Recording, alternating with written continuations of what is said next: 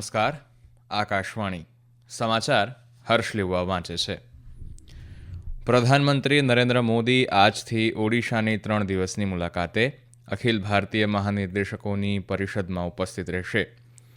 કેન્દ્રીય ગૃહમંત્રી અમિત શાહે કહ્યું કે છેલ્લા 10 વર્ષમાં આતંકવાદ, ડાબેરી ઉગ્રવાદ, વિદ્રોહ અને નાર્કોટિક્સ સામે નોંધપાત્ર સફળતા પ્રાપ્ત થઈ છે. કેન્દ્રીય કાપડ મંત્રીએ કહ્યું કે વર્ષ 2030 સુધીમાં દેશના કાપડ ઉદ્યોગના ટર્નઓવરને $350 અબજ સુધી પહોંચાડાશે. મહારાષ્ટ્રમાં સરકાર રચવાની ચર્ચા માટે કેન્દ્રીય ગૃહમંત્રી અમિત શાહ સાથે મહારાષ્ટ્રના મુખ્યમંત્રી શિંદે અને પૂર્વ મુખ્યમંત્રી ફડણવીસ સાથે બેઠક. ઉત્તર પ્રદેશ સરકારે સંભલમાં હિંસાની ઘટનાની ન્યાયિક તપાસનો આદેશ આપ્યો અને ઓમાનમાં રમાઈ રહેલી પુરુષ જુનિયર એશિયા કપ હોકી ટુર્નામેન્ટમાં ભારતનો જાપાન સામે વિજય. પ્રધાનમંત્રી નરેન્દ્ર મોદી આજથી ઓડિશાની 3 દિવસની મુલાકાતે જશે. ભુવનેશ્વર ખાતે અખિલ ભારતીય મહાનિર્દેશકો અને પોલીસ મહાનિરીક્ષકોની પરિષદ સહિતના વિવિધ કાર્યક્રમોમાં પ્રધાનમંત્રી હાજરી આપશે. લોકસેવા ભવન ખાતે આજથી 3 દિવસીય સંમેલન શરૂ થશે. આ પરિષદમાં કેન્દ્રીય ગૃહમંત્રી અમિત શાહ અને રાષ્ટ્રીય સુરક્ષા સલાહકાર અજીત ડોભાલ સહિત મહાનુભાવો પણ હાજરી આપશે. તમામ રાજ્યો અને કેન્દ્રશાસિત પ્રદેશોના પોલીસ મહાનિર્દેશકો અને સીઆરપીએફ, રો, એનએસજી, ઇન્ટેલિજન્સ બ્યુરો અને એસપીજીના વડાઓ પણ આ પરિષદમાં ઉપસ્થિત રહેશે. રાષ્ટ્રીય સુરક્ષા પડકારો અને પોલીસ દળોની વિકસતી જવાબદારીઓ પર ધ્યાન કેન્દ્રિત કરવા માટે આ પરિષદનું આયોજન કરવામાં આવ્યું છે. કેન્દ્રીય ગૃહમંત્રી અમિત શાહે કહ્યું છે કે છેલ્લા 10 વર્ષમાં આતંકવાદ, ડાબેરી ઉગ્રવાદ, વિદ્રોહ અને નાર્કોટિક્સ સામે નોંધપાત્ર સફળતા પ્રાપ્ત થઈ છે. મસૂરીમાં Lal Bahadur Shastri National Academy of Administration ખાતે વિદાય સમારંભને સંબોધતા શ્રી શાહે કહ્યું કે સરકારની મક્કમ નીતિઓએ ઇચ્છિત પરિણામ આપ્યું છે. ગૃહમંત્રીએ ભારપૂર્વક જણાવ્યું કે 31 માર્ચ 2026 સુધીમાં ડાબેરી ઉગ્રવાદને સંપૂર્ણપણે નાબૂદ કરાશે. વર્ષ 2030 સુધીમાં દેશના કાપડ ઉદ્યોગના ટર્નઓવરને $350 અબજ સુધી પહોંચાડવાનો કેન્દ્ર સરકારનો લક્ષ્યાંક હોવાનું કેન્દ્રીય મંત્રી ગિરિરાજસિંહે જણાવ્યું છે. કેન્દ્રીય કાપડ મંત્રી ગિરિરાજસિંહના અધ્યક્ષસ્થાને સુરત ખાતે પીએમ મિત્ર પાર્ક સંદર્ભે કેન્દ્ર અને રાજ્ય સરકારના અધિકારીઓ સાથે સમીક્ષા બેઠક યોજાઈ હતી. નવસારી જિલ્લાના જલાલપોર તાલુકાના વાંસી બોરસી ખાતે 1141 એકરમાં નિર્માણાધીન પીએમ મિત્ર પાર્ક માટે જમીન લેવલિંગ, પાણી અને વીજળી સહિતની સુવિધાઓની કેન્દ્રીય મંત્રી ગિરિરાજસિંહ દ્વારા સમીક્ષા કરાઈ હતી. બેઠકમાં શ્રી ગિરિરાજસિંહે જણાવ્યું કે સુરત કાપડ ઉદ્યોગનું હબ છે. દુનિયામાં કાપડ ક્ષેત્રે સુરતની આગવી ઓળખ ઊભી થઈ છે. આ ઉદ્યોગ લાખો લોકોના રોજગારીનું માધ્યમ બન્યો છે. ત્યારે વર્ષ 2030 સુધીમાં દેશના કાપડ ઉદ્યોગના ટર્નઓવરને $350 અબજ સુધી પહોંચાડવાનો કેન્દ્ર સરકારનો લક્ષ્યાંક છે. કેન્દ્રીય ખાણ મંત્રી જી કિશન રેડ્ડીએ નવી દિલ્હીમાં ઓફશોર મિનરલ બ્લોકની હરાજીના પ્રથમ તબક્કાની શરૂઆત કરી છે. અરબી સમુદ્ર અને આંદામાન સમુદ્રમાં ફેલાયેલા 13 ખનિજ બ્લોક્સનો આ હરાજીમાં સમાવેશ થાય છે, જેમાં રેતી, ચૂનો, કાદવ અને પોલીમેટાલિક નોડ્યુલ્સ અને ક્રસ્ટ્સ જેવા ખનિજોનું મિશ્રણ છે. આ ખનિજો ઇન્ફ્રાસ્ટ્રક્ચર ડેવલપમેન્ટ, હાઈટેક મેન્યુફેક્ચરિંગ અને ગ્રીન એનર્જી ટ્રાન્ઝિશન માટે મહત્વપૂર્ણ છે. મહારાષ્ટ્રના રખેવાળ સરકારના મુખ્યમંત્રી અને શિવસેનાના નેતા એકનાથ શિંદે, ભાજપના નેતા દેવેન્દ્ર ફડણવીસ અને એનસીપીના વડા અજીત પવાર ગઈકાલે નવી દિલ્હીમાં કેન્દ્રીય ગૃહમંત્રી અમિત શાહને મળ્યા હતા. આ બેઠકમાં મહારાષ્ટ્રમાં સરકારની રચના અંગે ચર્ચા કરવામાં આવી હતી. આ પ્રસંગે કેન્દ્રીય મંત્રી અને ભાજપ અધ્યક્ષ જગત પ્રકાશ નડ્ડા પણ હાજર રહ્યા હતા.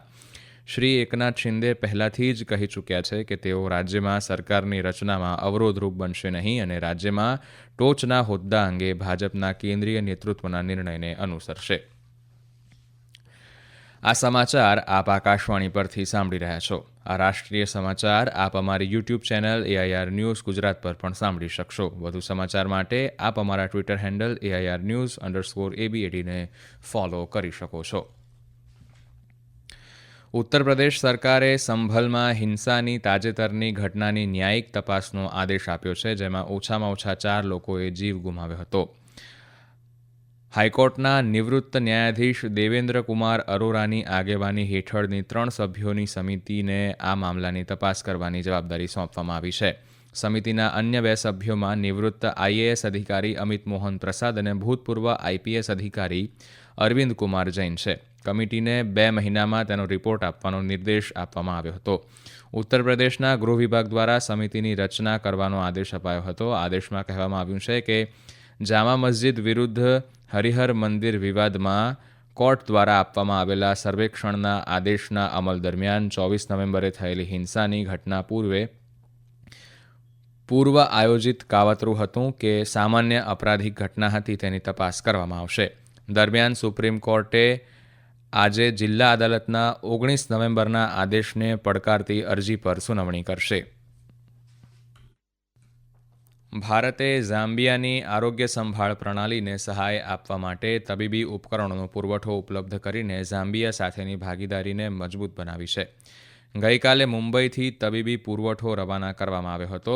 વિદેશ મંત્રાલય પ્રવક્તા રણધીર જયસ્વાલે જણાવ્યું છે કે હોસ્પિટલના bed, operation theatre table, anaesthesia મશીનો અને અન્ય ઉત્પાદનો સહિતનો તબીબી પુરવઠો આજે મુંબઈના નાવાશેવા બંદરથી રવાના થયો હતો. ભારત અને બોસ્નિયા અને હર્ઝેગોવિનાએ ગઈકાલે સારાજેવોમાં ચોથી વિદેશ પરામર્શ મુલાકાત એફઓસી યોજી હતી. વિદેશ મંત્રાલયે કહ્યું કે બંને દેશોએ આ મુલાકાત દરમિયાન દ્વિપક્ષીય પ્રાદેશિક અને આંતરરાષ્ટ્રીય મુદ્દાઓની વ્યાપક સમીક્ષા કરી હતી. ઓમાનના મસ્કતમાં રમાઈ રહેલી પુરુષ જુનિયર એશિયા કપ 2024 હોકી ટુર્નામેન્ટમાં ગઈકાલે રસાકસીભરી મેચમાં ભારતે જાપાન સામે 3-2થી વિજય મેળવ્યો છે. પૂલ એમાં ભારતની આ સતત બીજી જીત છે. અગાઉ ભારતે થાઇલેન્ડ સામે 11-0થી વિજય મેળવ્યો હતો. ભારતે થોકચોમ કિંગસન સિંઘ દ્વારા પેનલ્ટી કોર્નર, રિબાઉન્ડ અને ત્યારબાદ રોહિત અને અરાયજીત સિંહ હુંદલના ઉત્કૃષ્ટ પ્રદર્શનથી ગોલ કર્યા હતા. તો જાપાનના નિયો સાતોએ પેનલ્ટી કોર્નરથી 2 ગોલ કરીને વળતો જવાબ આપ્યો હતો. આવતીકાલે ભારત તેની આગામી મેચમાં ચાઇનીઝ તાઇપેઈ સામે ટકરાશે અને અંતિમ ગ્રુપ સ્ટેજ મુકાબલામાં રવિવારે કોરિયા સામે રમશે. પ્રો કબડ્ડીમાં તેલુગુ ટાઇટન્સે યુ મુંબાને 41-35થી હરાવીને 11મી સિઝનની તેમની 9મી મેચની જીત હાંસલ કરી છે. ટાઇટન્સે શરૂઆતમાં પ્રભાવી દેખાવ સાથે પ્રથમ હાફમાં 2 ઓલઆઉટ આપીને 25-13ની સરસાઈ મેળવી હતી અને અન્ય એક ઓલઆઉટ સાથે જીત મેળવી હતી. અને હવે આજના મુખ્ય અખબારોના મુખ્ય સમાચાર રજૂ કરે છે હર્ષલ પંડ્યા. આજના અખબારોમાં ઓસ્ટ્રેલિયામાં 16 વર્ષથી નીચેના બાળકો માટે સોશિયલ મીડિયા પર પ્રતિબંધ, સુરત ગોચર જમીનનું કૌભાંડ, અજમેર શરીફ દરગાહ મામલે સપાના નેતાના નીચલી કોર્ટ ઉપર દોષનો ટોપલો ઢોળવાના સમાચાર અને મહારાષ્ટ્રના સીએમ મુદ્દે સસ્પેન્સ યથાવત જેવા સમાચાર મુખ્ય પેજ પર જોવા મળી રહ્યા છે. ગુજરાત સમાચારે અજમેર શરીફ દરગાહ મામલે સમાજવાદી પાર્ટીના નેતા રામ ગોપાલ યાદવે નીચલી કોર્ટના જજો દેશને ભડકે બાળવા માગે છે તેવા નિવેદનને મુખ્ય સમાચાર સ્વરૂપે પ્રકાશિત કર્યા છે. અખબાર નવ ગુજરાત સમાચારની હેડલાઇન છે, મહારાષ્ટ્રના સીએમ મુદ્દે સસ્પેન્સ યથાવત. ફૂલચાપ દૈનિકે રશિયાનો યુક્રેન પર ભીષણ હુમલો, યુક્રેનમાં અંધારપટના સમાચાર સાથે હેડલાઇન બનાવી છે. ટાઈમ્સ ઓફ ઇન્ડિયાએ સુપ્રીમ કોર્ટે યુપીની અદાલતને સૂચન કરતાં કહ્યું છે કે સિવિલ કેસોને ક્રિમિનલ કેસમાં તબદીલ ન કરો તેવા હેડિંગ સાથે સમાચાર પ્રસિદ્ધ કર્યા છે. ઇન્ડિયન એક્સપ્રેસ દૈનિકે ઈવીએમ મામલે કોંગ્રેસના નેતાઓ વચ્ચે ખેંચતાણના સમાચારને મુખ્ય સમાચાર તરીકે પ્રસિદ્ધ કર્યા છે. ઇસ્કોન ઉપર પ્રતિબંધ લાદવાના બાંગ્લાદેશ સરકારના પ્રયાસ પર હાઈકોર્ટની બ્રેક અને ઇસ્કોન પર પ્રતિબંધ ન લાદવા બાંગ્લાદેશના પૂર્વ પીએમ શેખ હસીનાની અપીલ અંગેના સમાચાર પણ પહેલા પેજ પર જોવા મળી રહ્યા છે. અને અંતમાં મુખ્ય સમાચાર ફરી એકવાર. પ્રધાનમંત્રી નરેન્દ્ર મોદી આજથી ઓડિશાની 3 દિવસની મુલાકાતે. અખિલ ભારતીય મહાનિર્દેશકોની પરિષદમાં ઉપસ્થિત રહેશે. કેન્દ્રીય ગૃહમંત્રી અમિત શાહે કહ્યું કે છેલ્લા 10 વર્ષમાં આતંકવાદ, ડાબેરી ઉગ્રવાદ, વિદ્રોહ અને નાર્કોટિક્સ સામે નોંધપાત્ર સફળતા પ્રાપ્ત થઈ. મહારાષ્ટ્રમાં સરકાર રચવાની ચર્ચા માટે કેન્દ્રીય ગૃહમંત્રી અમિત શાહ સાથે મહારાષ્ટ્રના મુખ્યમંત્રી શિંદે અને પૂર્વ મુખ્યમંત્રી ફડણવીસ સાથે બેઠક. અને ઓમાનમાં રમાઈ રહેલી પુરુષ જુનિયર એશિયા કપ હોકી ટુર્નામેન્ટમાં ભારતનો જાપાન સામે વિજય. આકાશવાણી પરથી સમાચાર પૂરા થયા. નમસ્કાર.